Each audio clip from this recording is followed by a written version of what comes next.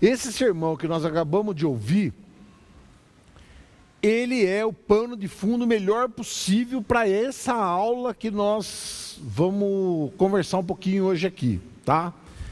Então nós temos que tomar por base tudo isso que foi falado hoje aqui, que são as características do indivíduo que foi alcançado pelo Evangelho, pela ação do Espírito Santo, e ele vai ser transformado à imagem do Senhor Jesus ao longo da sua vida, que nós chamamos de santificação, né?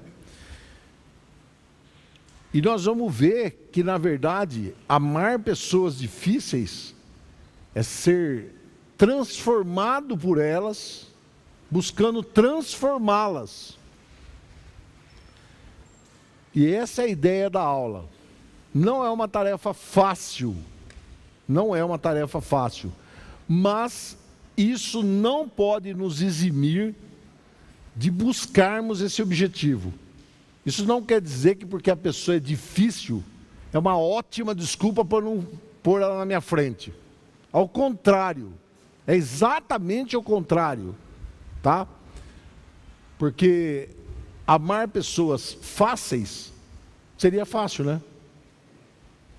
Mas na verdade, eu diria aqui, depois de ter estudado um pouco, que isso nunca ia acontecer, porque na verdade não existem pessoas fáceis. A única pessoa fácil que teve, o pastor já falou bastante dela hoje. Vamos orar. Senhor, nós te agradecemos por esse tempo bendito que o Senhor mesmo nos proporciona. Sabemos do teu chamamento para nos ensinar, e através desse ensino, nós possamos ser moldados, que o Senhor fale ao nosso coração de maneira contundente, Senhor, para que transformação aconteça, para a honra e glória do nome do Senhor Jesus. Amém. Bom, certamente todos nós, eu vou falar aqui e a hora que você precisar interromper, você levanta a mão aí, o Lu e o Gu estão disponíveis para pôr o microfone, tá? Nós estamos gravando a aula, então vai ter que fazer a pergunta no microfone, tá ok? Para privilegiar os irmãos que vão assistir depois. Bom, todos nós certamente encontramos no nosso dia a dia, dentro de casa, no trabalho, na rua, com quem a gente convive aí, pessoas irritadíssimas, ou irritadiças, né?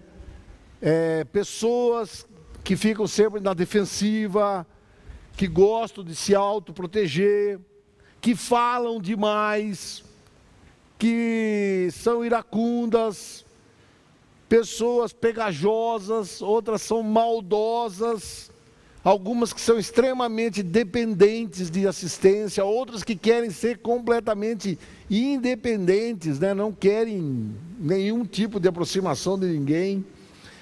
Pessoas que machucam os outros, pessoas que ignoram os outros, passam por cima, orgulhosas, mentirosas, pessoas que gastam demais, não têm noção do quanto gastam, e pessoas que são sovinas demais, amam o dinheiro, enfim.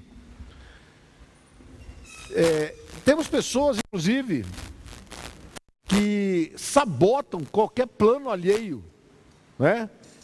Você vai conversar com elas, é um verdadeiro desastre, né? E tem pessoas que são do tipo bisonho, né? Bisonho é aquele personagem do ursinho, Puff lá, né? Ou, para os mais antigos, o Lip Har, né? Ou Hard Har, né? E ó vida, ó azar, tudo é péssimo, horrível, né? Nada vai dar certo. Ele segue aquela... Está escrito no quarto deles um provérbio enorme lá, né? Se alguma coisa pode dar errado, vai dar errado, né? A primeira lei de Murphy, né?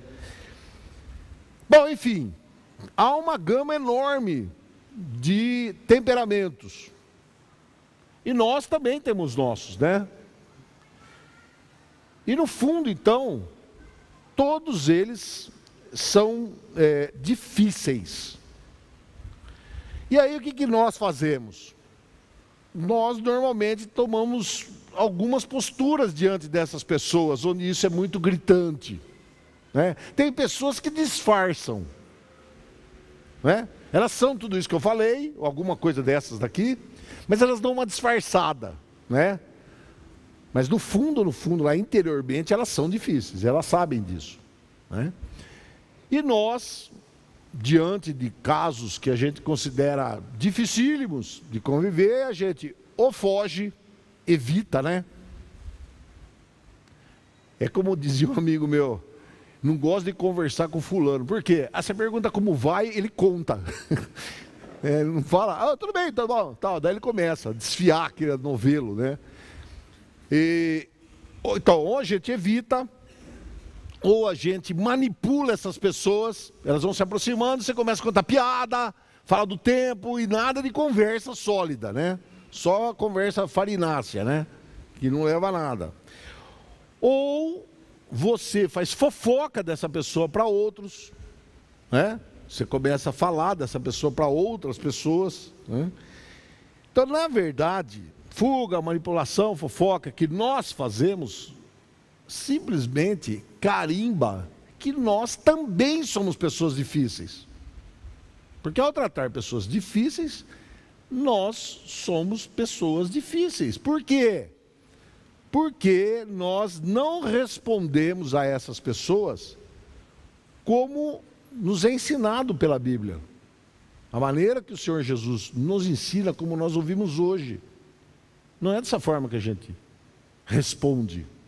A gente responde com o nosso ego. Não é? É assim que a gente responde. Com a nossa autojustiça. E a gente acha que isso é certo, que aquilo é errado. Não importa muito o que Deus acha, né? Então, pode ser que a gente exiba essas dificuldades de lidar com as pessoas, mas internamente, ou melhor, pode ser que a gente não exiba essas dificuldades, mas a gente sabe que internamente essas dificuldades estão pululando aqui dentro, né? A gente sente que é difícil lidar. Isso é apenas uma manifestação da nossa pecaminosidade. Bom, por que então que existem pessoas difíceis? Por que as pessoas são difíceis e por que nós também somos difíceis? Na verdade, a explicação é muito simples. Abra sua Bíblia aí, Isaías 53, 6. Nós vamos ver vários textos, tá? Então mantenha sua Bíblia na mão. Nós vamos... Eu mesmo vou lendo os textos para abreviar um pouco o tempo aqui, tá? Isaías 53, 6 fala assim, ó: todos nós, tal qual a ovelha, nos desviamos. Cada um de nós se voltou para seu próprio caminho. E o Senhor fez cair sobre ele a iniquidade de todos nós. Então o que o texto fala aí? Que todos nós nos desviamos, né? Nós seguimos o nosso caminho. Geralmente a gente quer um atalho. Queremos um atalho baseado naquilo que a gente acha mais lógico. Deus fala para eu fazer assim, mas não me parece muito lógico nesse momento fazer isso, né? Romanos 3, 22 e 23, que é um verso também bastante conhecido dos irmãos, vamos ler esse aí. Romanos 3, 22 e 23. Justiça de Deus mediante a fé em Jesus Cristo para todos os que creem. Não há distinção, pois todos pecaram e estão destituídos da glória de Deus. Então, mediante a justiça de Cristo, que é para todos que creem, todos se desviaram e pecaram. Não há distinção, né?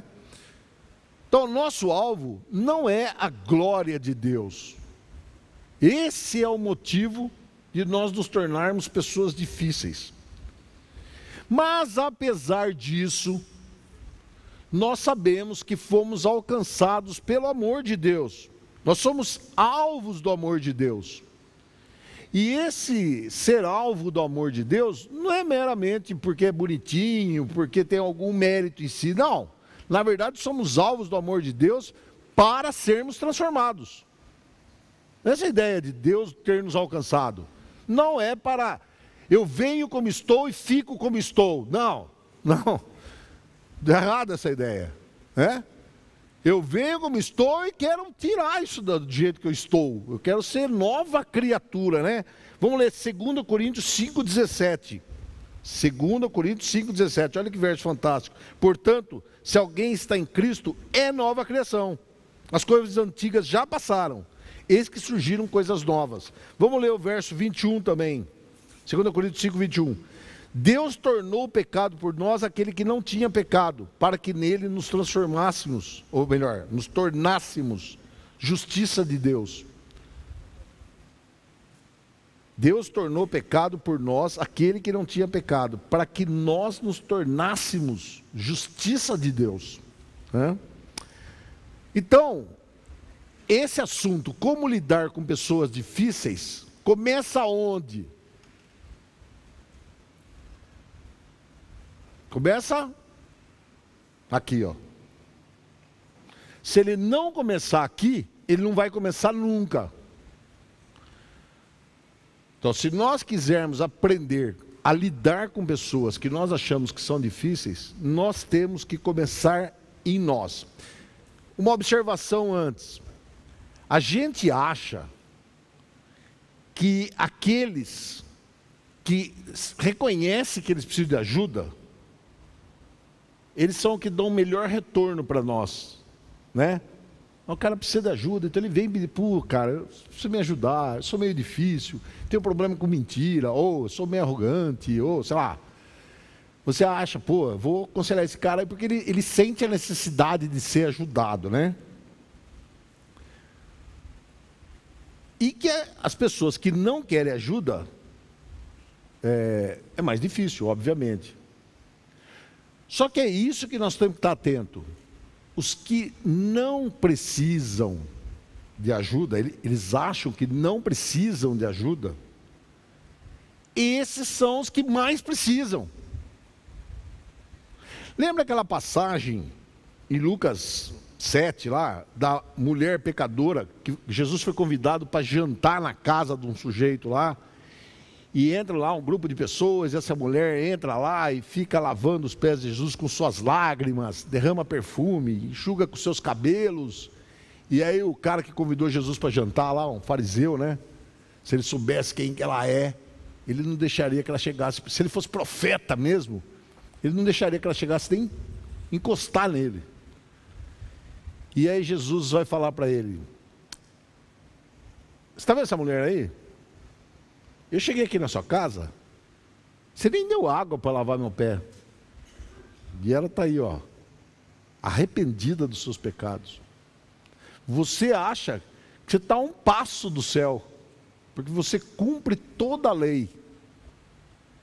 E essa mulher, ela acha que ela está longe de chegar no céu, porque ela se considera indigna, totalmente pecadora. E aí Jesus vai mostrar para ele, conta uma historinha lá, que devia um devia 50, outro devia 500, lembra dessa passagem, né? E ele vai falar, ela está arrependida, ela está bem mais próxima do céu que você, porque ela sabe que ela precisa de ajuda. E isso que nós temos que ter na cabeça. Quanto mais a pessoa é difícil, e mais ela acha que não precisa de ajuda, ele é o que mais precisa de ajuda, né? Nós também, né? Nós fomos alvos da misericórdia de Deus e tínhamos atitudes imerecidas, né? E mesmo assim Deus nos alcançou. Lembre-se que, como diz Efésios 2 lá, né? Os que estão mortos em seus delitos e pecados nunca vão clamar por ajuda, porque eles não conseguem enxergar Deus. É Deus quem nos alcança. E depois que Ele nos alcança é que nós vemos o tamanho da miséria em que estávamos, né? Então, nós temos que ter alguns objetivos para trabalhar com as pessoas difíceis. E o primeiro deles, e a primeira coisa que eu queria lembrar para vocês é que, como que são os objetivos de Deus para tratar conosco? Como é que Deus trata pessoas irritadiças e difíceis? Eu fiquei procurando vários exemplos. Na Bíblia tem incontáveis exemplos como Deus lida com pessoas difíceis. Mas eu acho que tem um que é mais emblemático. Eu gosto muito dessa passagem. Abra sua Bíblia em Gênesis 4, nós vamos ver um sujeito irritadinho, nervosinho, né?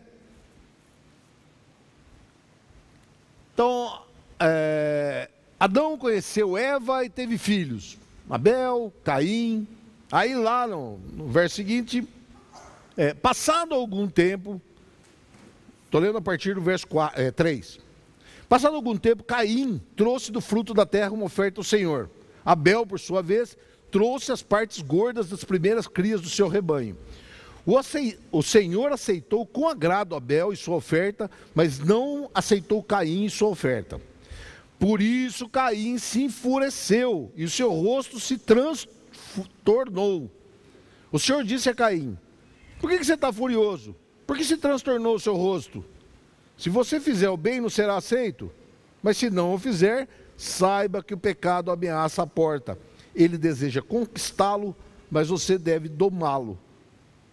Disse, porém, Caim ao seu irmão Abel: vamos para o campo. Ele ouviu o conselho? Ouviu o conselho? Ele ouviu o conselho. E aí o que ele fez? Disse, porém, ele ouviu o conselho, porém,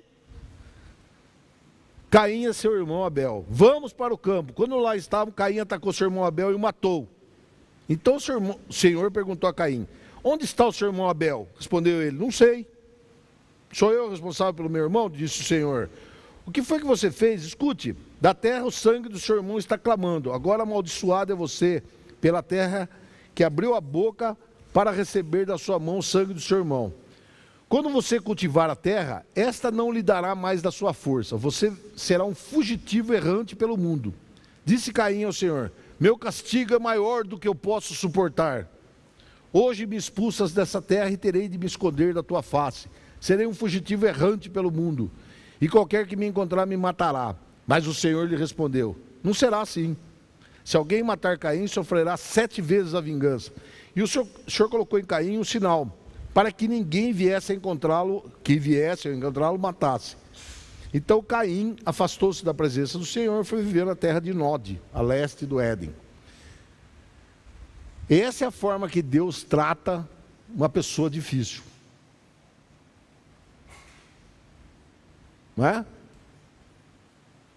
Veja que Deus não se enfureceu contra ele, ou ignorou, mas mostrou a ele que a forma como ele vive vai levar ele para distante das pessoas. Se você continuar vivendo assim, você não tem capacidade de morar entre as pessoas.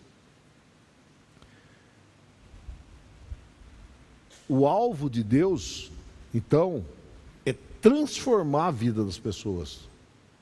E como foi dito na pregação hoje, a ideia de Jesus não é que ele vai ser um terror na nossa vida. Ao contrário, o alvo dele é que eu pare de ser o que eu estou sendo e comece a ser outra coisa. Então, esse tem que ser a metodologia que nós vamos ter que usar também. É assim que Deus fez com relacionamentos difíceis conosco. Como que Deus resolveu o relacionamento difícil que Ele tinha com a gente? Enviou seu Filho. Nos deu a sua palavra. Mas eu posso viver como Caim também, né? Não quero ser transformado. Não quero seguir isso aí. Se bem que nós sabemos que Deus não desiste dos seus intentos. Então, se depois, como diz o C.S. Lewis, se depois de alguns dias você quebrar uma perna ou duas, aí você não vai estranhar, né? Porque está querendo falar com você e transformá-lo na imagem do seu filho, né?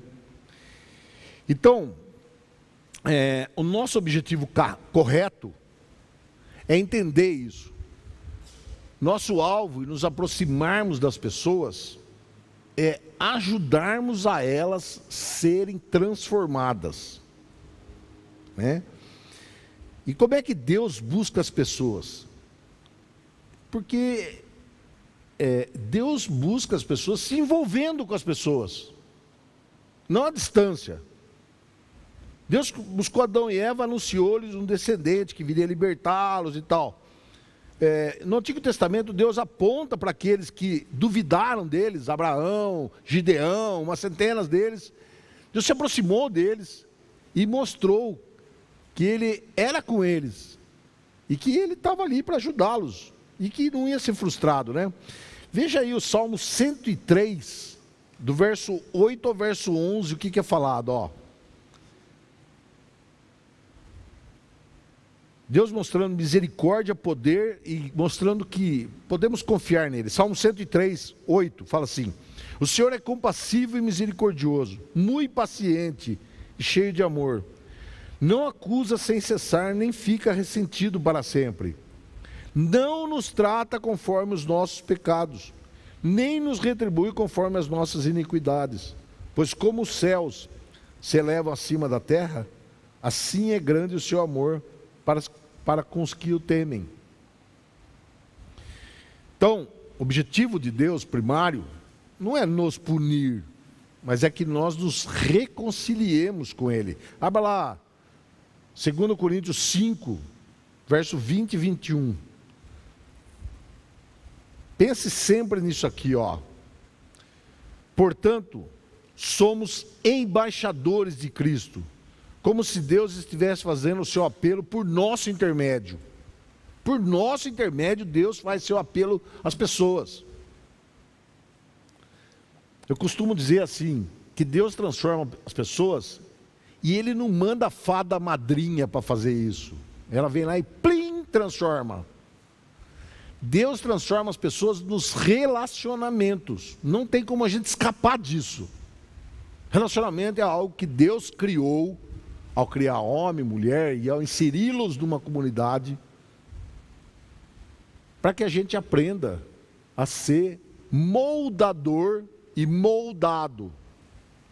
Então, continuando a leitura do versículo. Portanto, somos embaixadores de Cristo, como se Deus estivesse fazendo um apelo por nosso intermédio. Por amor de Cristo, lhe suplicamos, reconciliem-se com Deus. Deus tornou pecado por nós aquele que não tinha pecado, para que nele nos tornássemos justiça de Deus. Então, quando somos transformados por Deus verdadeiramente, vamos refletir a sua glória, semelhante ao que Jesus fez na cruz. Ou seja, não é vencendo, na linguagem pós-moderna de hoje, aniquilando, vencendo, trucidando, refutando todas as coisas, que eu sou o vencedor. Hoje nós temos centenas de cursos, de preparações e outras coisas que ensinam você a ser um vencedor. Jesus mostrou como é que nós vamos vencer. Nós vamos vencer morrendo para nós mesmos. Você quer ser meu discípulo? Morra e me siga. Porque não dá para seguir Jesus sem morrer para mim mesmo. Vai ter um conflito enorme, os meus interesses e o dele. E é isso que eu tenho que falar para as pessoas difíceis. E a primeira pessoa difícil que tem que ouvir isso sou eu mesmo. Sou eu mesmo. Se eu não me conscientizar que eu sou uma pessoa difícil, eu não vou conseguir lidar com outras pessoas difíceis. É impossível. Impossível. Então essa é a estratégia prática número 1. Tá bom, vamos pôr em prática. Como amar pessoas difíceis? Primeiro, admita suas próprias falhas. Na Bíblia nós temos um sujeito que por 5 vezes ele fez isso publicamente, de uma forma magnífica. Eu vou ler uma delas, depois os irmãos podem ler as outras se quiserem, em casa. Mas eu vou ler uma só. No Novo Testamento tem alguém lá, chamado Paulo, que depois que o Senhor Jesus o encontrou na estrada de Damasco, qual foi a primeira coisa que ele reconheceu? Que ele não presta. Eu não sirvo. Não sirvo. Abra 1 Timóteo capítulo 1. Olha a oração que Paulo faz. capítulo 1, do verso 12 ao 17, eu vou ler, ó.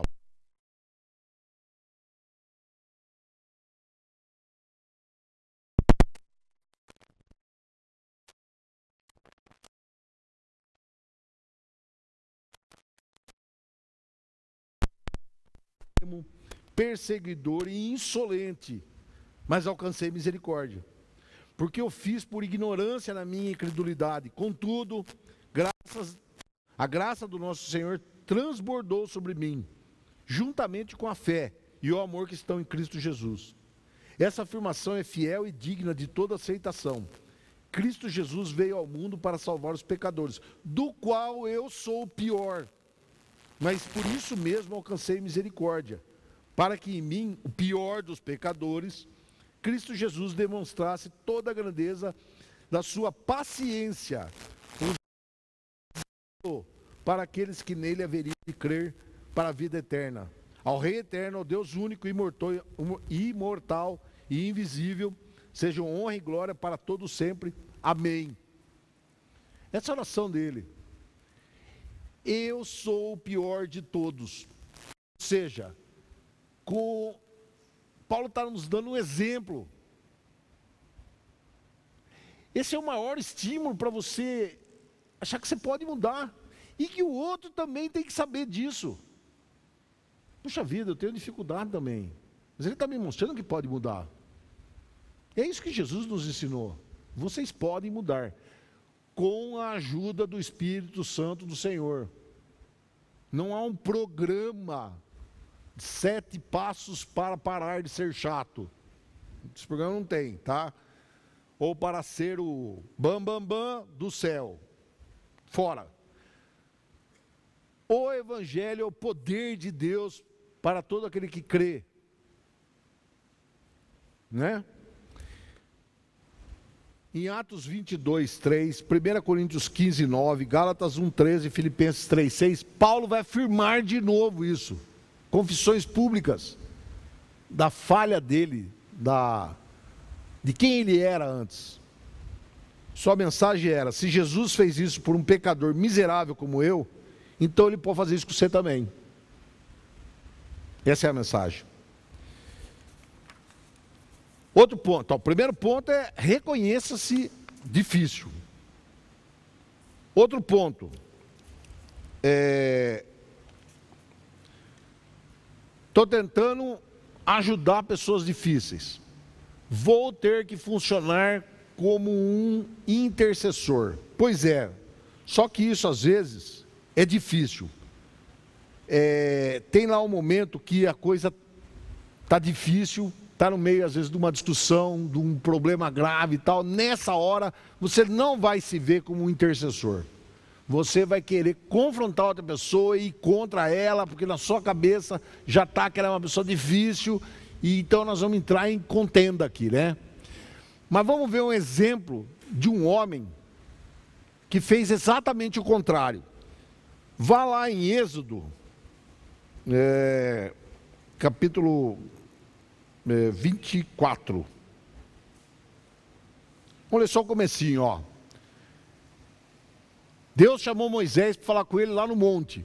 Então, vou ler o comecinho lá, ó. Êxodo 24. Depois disse Deus a Moisés: subam ao monte para encontrar-se com o Senhor, você, Arão, Nadab e Abiú, e 70 autoridades de Israel, adorem à distância. Somente Moisés se aproximará do Senhor, os outros não. O povo também não subirá com ele. Certo? Então Moisés foi chamado para ele subir lá. Na verdade ele vai junto com Josué, né? O Josué fica mais à distância depois.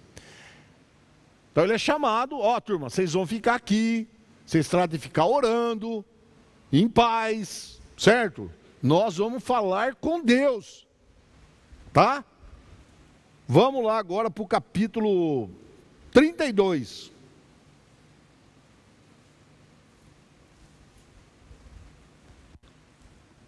Então passou lá todos os capítulos aí, certo?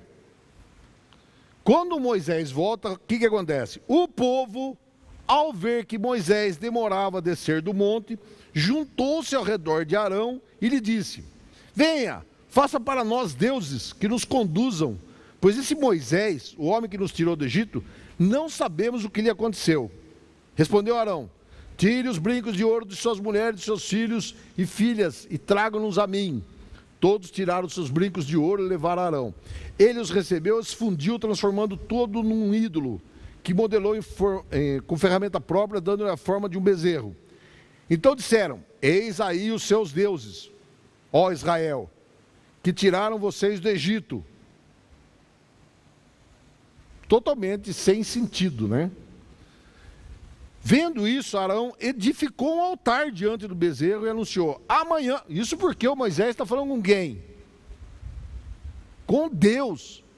E disse que ia falar com Deus.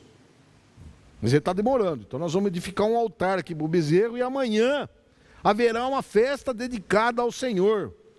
Na manhã seguinte ofereceram holocausto e sacrifício de comunhão. O povo se assentou para comer e beber e levantou-se para entregar-se à farra. Então o Senhor disse a Moisés: desça, porque o seu povo que tirou do Egito corrompeu-se. Muito depressa se desviaram daquilo que lhes ordenei e fizeram um ídolo em forma de bezerro, curvando-se diante dele, ofereceram-lhe sacrifício e disseram: eis aí, ó Israel, os seus deuses que tiraram você do Egito. Disse o Senhor a Moisés: tenho visto que esse povo é um povo obstinado. Deixe-me agora, para que a minha ira se acenda contra eles e eu os destrua. Depois farei de você uma grande nação. Nessa hora, se eu sou Moisés, eu falo: Senhor, manda fogo quente, torra todos. Eu imagino que era isso que ele ia fazer. Ele iria ficar muito bravo, cara. Mas Moisés não. Olha o que ele fez. Moisés, porém, suplicou ao Senhor, o seu Deus, clamando: ó Senhor, por que se acenderia a tua ira contra o teu povo, que tiraste do Egito com grande poder e forte mão? Por que diriam os egípcios, foi com intenção maligna que ele os libertou para matá-los dos montes e bani-los da face da terra? Arrepende-te do fogo da tua ira, tem piedade, e não tragas esse mal sobre o teu povo. Lembra-te dos teus servos, Abraão, Isaque e Israel, aos quais juraste por ti mesmo. Farei que seus descendentes sejam numerosos como a estrela do céu, e lhes darei toda a terra que lhes prometi, que será a sua herança para sempre. E o Senhor não fez o que ele ia fazer. Ou seja, Moisés é um intercessor. Deus o escolheu justamente por causa disso. Ele aponta para um outro intercessor que foi definitivo na nossa vida. O grande intercessor, né? Que intercede junto ao Pai até hoje, pelos nossos pecados, pelas nossas vidas. Então, eu tenho que ser um intercessor na vida dessa pessoa difícil. E aí vem a pergunta-chave que eu tenho que fazer. Fazer para mim mesmo e fazer para a pessoa que eu estou tentando alcançar. A pergunta não deve ser o que essa pessoa quer. O que será que ela quer? O intercessor vai atendê-la. Não. O intercessor, ele vai perguntar o que essa pessoa precisa. Não o que ela quer. Porque o que ela quer nós já sabemos. Ela quer realizar seus desejos, suas vontades. É isso que ela quer. Não é? E eu tenho que saber o que de fato ela precisa. Isso é amor. Amar alguém é dar o que ele precisa e não o que ele quer. Sabe a criança pequena? Tem hora que ele precisa ser corrigido. E tem hora que ele precisa ser consolado. Isso é amar. Tem hora que eu tenho que chorar com os que choram. E tem hora que tem que dar umas palmadas. Que é como Deus nos trata, não é? Porém, quando a gente entende as necessidades deles, nós temos que mostrar que em Cristo essas necessidades serão satisfeitas. Outro ponto, almejar áreas de crescimento. Ver as pessoas pecando à nossa volta, faz com que imediatamente a gente crie um rótulo. Como o pastor falou hoje no sermão, Nós somos prontinhos para rotular as pessoas, apontar, né, suas falhas, seus defeitos, etc. E criar, às vezes, um rótulo, né, um apelido. Que às vezes a gente externa o apelido, às vezes não, né? E aí, as pessoas podem se magoar com a gente e vão se afastar mais. E por se afastar mais, nós vamos aumentar a nossa crítica com relação a ela. E aí vai essa espiral descendente, né? Que é péssima. Nós temos que lembrar o seguinte: se essa pessoa que nós estamos com essa dificuldade aí é um crente, temos que lembrar que se ele é um crente mesmo, o Espírito Santo habita nele. E se ele é um ímpio, um gentil, ele ainda tem a imagem de Deus desfigurada, mas ainda tem. Ele precisa ser respeitado. Eu não tenho que passar a mão em suas iniquidades, mas eu não tenho que desrespeitá-lo e tratá-lo como: não quero saber o que você faz, ignoro, você é ignorado por mim. Ao contrário, eu tenho que dizer: eu estou ao seu lado, eu estou aqui para caminhar com você. Isso é mais curativo do que exercer a autojustiça. Aliás, eu acho que a autojustiça é a mola propulsora da maior dificuldade de relacionamento entre nós e os outros, e entre os outros e nós. Todos querem exercer autojustiça. Eu estou certo. Eu acho que ele erra aqui, ali e lá. E nós, muitas vezes, nem sentamos com a pessoa para saber o que ela está passando, né? Encerrando já. O amor é que vai se importar com o que é melhor para o outro. O amor cuida melhor do interesse dos outros. Sejam pessoas difíceis ou não. Eu tenho que amar quem é difícil e quem não é difícil, né? O amor sempre se move em direção ao outro, para fazer o que é melhor para ele.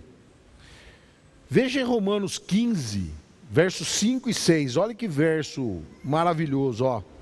Ora, o Deus da paciência e da consolação vos conceda o mesmo sentir de uns para com os outros, segundo Cristo Jesus, para que concordemente e a uma voz glorifiqueis ao Deus e Pai do nosso Senhor Jesus Cristo.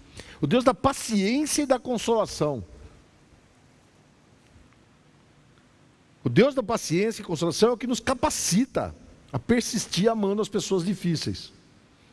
E nós temos que clamar por isso, orar por isso. Senhor, me dá paciência. Me dá a ser uma pessoa que consola aquele que está em dificuldade, que eu não sei qual a dificuldade que ele tem. Preciso sentar com ele e ouvir. Ontem eu estava lendo um artigo enorme sobre pessoas que falam demais. Como trabalhar com essas pessoas? O cara fala, ele gosta de falar. E no meio daquele discurso interminável dele, se você for tomando nota, primeiro é isso, né? Você tem que ouvir tomando nota. Não adianta ligar ou melhor, desligar. O meu pai, ele quando estava aquela conversa interminável, ele fazia assim, ó. Era o surdo que tem o aparelhinho, ele desliga. Pode falar. E o cara fala, né? Só que está desligado. Não pode ser no modo off. Tem que ser modo on. Eu tenho que estar ouvindo o que o cara está falando. Tentar entender o que ele está falando. Ah, mas ele fala um monte de contradição. É verdade. Ele fala, depois desfala, ele vai para um lado, vai para outro. Tudo bem. Vai ter um momento em que vai abrir uma brecha para eu intervir. E nessa hora, eu tenho que saber falar. Eu tenho que saber falar. Por isso é que nós temos que nos preparar para falar com essas pessoas. Por fim, eu acho que o que realmente nós podemos usar como alavanca para promovermos essa mudança é um verso que está em 2 Coríntios 5,15. Eu acho que esse verso ele traduz o cerne disso aqui. Como amar pessoas difíceis. Fala assim, ó. E ele morreu por todos, para que aqueles que vivam, já não vivam mais para si mesmos, mas para aquele que por eles morreu e ressuscitou. 2 Coríntios 5:15. Vou repetir. Ele morreu por todos para que aqueles que vivam, já não vivam para si mesmos. Não posso ter autojustiça. Mas para aquele que por eles morreu e ressuscitou. É a justiça de Deus que está valendo. E é por essa que nós temos que trabalhar. E é com essa que nós vamos alcançar as pessoas difíceis. Porque foi essa que nos alcançou aqui, através de Cristo Jesus. Perguntas. Um de cada vez.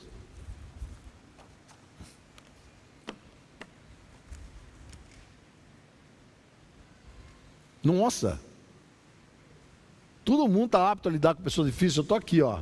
Não precisam me aguentar, hein? Que maravilha! 100 perguntas?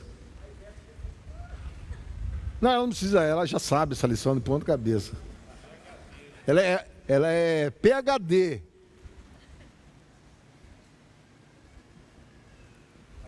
Diga.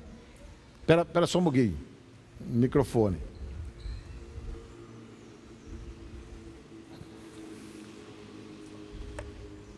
Alô, som. Muito obrigado pela aula, muito boa aula. Fez bem para mim, também sou uma pessoa difícil, né? Minha esposa sabe disso. O irmão citou a autojustiça. Me veio à memória um outro exemplo, né? Que às vezes nós caímos nisso. Há um momento de Santa Ceia. E talvez aquele dia não foi um bom dia para a gente, né? Houve uma briga, alguma situação assim. E por muitas vezes, numa autojustiça humilde, vamos dizer assim, a gente fala assim, não vou tomar ceia hoje, porque hoje não estou legal, hoje eu briguei, hoje eu fiz isso e aquilo, né? E só demonstra, muitas vezes, essa dificuldade que nós temos. Aquele dia a gente acha que não tem condições. É como se em outros dias nós tivéssemos condições, né? Como se um dia foi legal, acordei bem, o dia está bonito, oramos juntos com a esposa, tal, vim para a igreja, e a gente por vezes acha que só porque está, vamos dizer assim, tudo encaixadinho, nós estamos adequados à presença de Deus, né? Então é só um exemplo.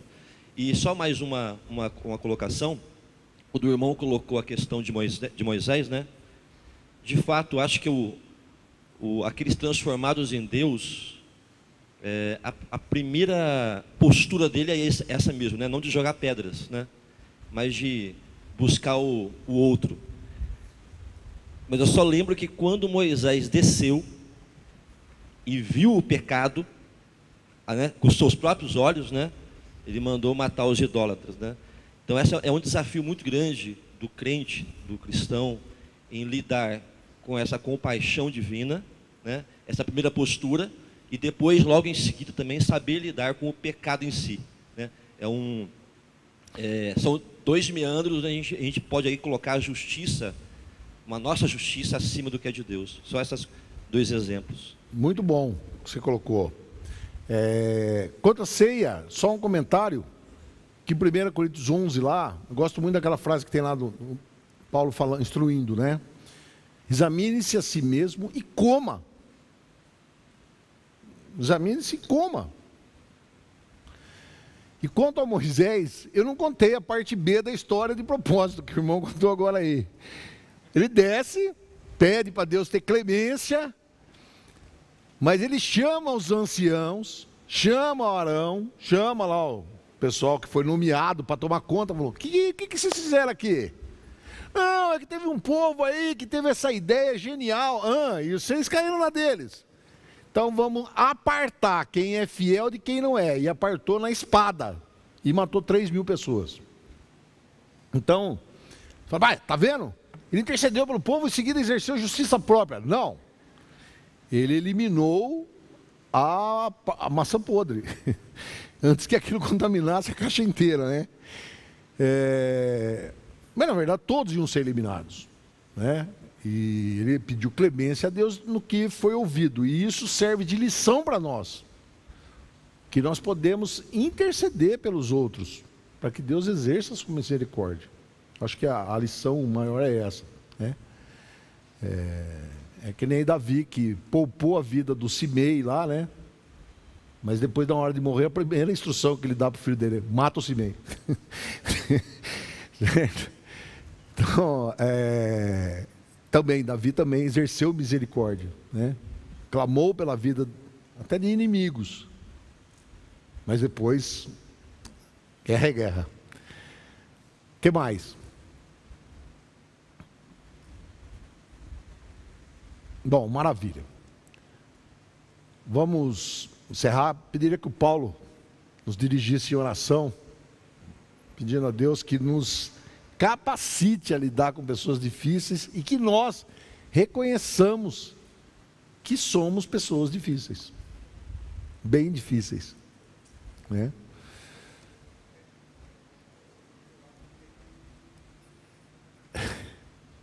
Vamos orar com o Paulo. Vamos orar. Senhor, nós te agradecemos por essa manhã, Pai, pela oportunidade que nós tivemos de ouvir a Tua palavra, Pai, nesse momento, agora também, pelo que nós somos instruídos. Que o Senhor, Pai, nos faça reconhecer, Pai, quanto nós somos dependentes do Senhor.